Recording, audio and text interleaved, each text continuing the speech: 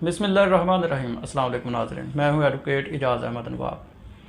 नाज़रीन, मैं पिछले 12 साल से वकालत के पेशा से मुंसलिक हूं। इस 12 सालों में जब से मैं वकील बना हूं, जब से मैं वकालत के पेशा से मुंसलिक हूं और जब से मैं कोर्ट्स में अपीयर हो रहा हूं, मैंने क्रिमिनल भी केसेस किए, सिविल केसेस भी किए, सर्विस के केसेस भी किए, मैंने रेवेन्यू के भी किए, कॉन्स्टिट्यूशनल मैटर्स को भी मुअज़्ज़ज़ अदालतों में रिप्रेजेंट किया।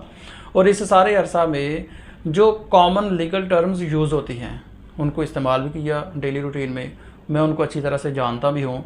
गो के वकालत एक समंदर है, इंसान मरते दम तक सीखता रहता है और नित नई इजादात होती रहती हैं, नित नई टर्म्स आती रहती हैं, नई प्रोपोजिशंस आती रहती हैं और इंसान सीखता रहता है।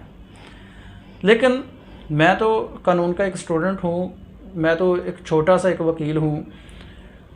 अब हुआ यूँ है कि आज राना सनाउल्लाह साहब ने जब पीटीआई के एक रहनुमा को सेनेट के गेट से गिरफ़्तार किया तो उसको जस्टिफाई करते हुए प्रेस कॉन्फ्रेंस में राना साहब ने एक नई लीगल टर्म जो है वो ईजाद कर दी और मैंने उसको सीखा। वो लीगल टर्म क्या थी? लोग पहले कहते थे जी हकीम सनाउल्लाह साहब, जो 25 मई के वाक़या के बाद सोशल मीडिया पर ये बड़ी बात थी हकीम सनाउल्लाह साहब। अब मेरा ख्याल है, मैं कहता हूँ कि उस्ताद राना सनाउल्लाह साहब, वो भी एक वकील हैं, एडवोकेट हैं माशाल्लाह से।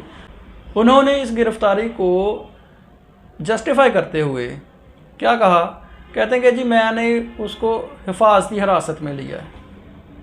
ये नाइजाद है। हिफाजती ज़मानत तो सुना था, या हिफाजत सुना था, या हिरासत सुना था। हिफाजती हिरासत एक मशरक़ है, एक मगरब है और दोनों को जोड़ दिया राना साहब ने। हिफाजती हिरासत कुछ नहीं होता, हिरासत होती है या कानूनी या। और उसके बाद इस गिरफ़्तारी को जस्टिफाई करते हुए जब वो कोशिश कर रहे थे तो उन्होंने कहा कि जी ये क्योंकि फॉरेन फंडिंग केस में पेश नहीं होते इसलिए इनको गिरफ़्तार किया गया है और बाद में हो सके ज़रूरत पड़ी तो ज़ाब्ता के तहत गिरफ़्तारी डाल दी जाएगी। तो अगर कोई किसी केस में पेश नहीं हो रहा तो उसको हिरासत में लेने का एक तरीक़ाकार है। उसको फ़ौजदारी मुकदमात में, प्रोसीजरल लॉज में बताया गया है कि भाई उसके वारंट निकालें, उसको गिरफ़्तार करें, उसको इश्तिहारी कर दें, जैसे बहुत सारे केसेस में होता आ रहा है। इसहाक डार साहब के आज जो वारंट गिरफ्तारी है वो मनसूख हुए हैं। तो ये एक प्रोसीजर दिया गया है लॉ में कि अगर कोई गिरफ़्तार नहीं हो रहा, पेश नहीं हो रहा किसी कोर्ट में, तो उसका ये प्रोसीजर है।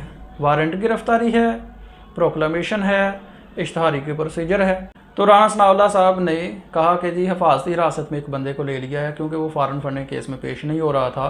तो मेरा ख्याल है कि ये क्रिमिनल जो प्रोसीजर है उसके ख़िलाफ़ हुआ है। ऐसा होना नहीं चाहिए था और उम्मीद है कि पीटीआई इस पर कोई एक्शन लेगी, कोई पिटीशन वगैरह फ़ाइल करेगी, कोई कार्रवाई करेगी।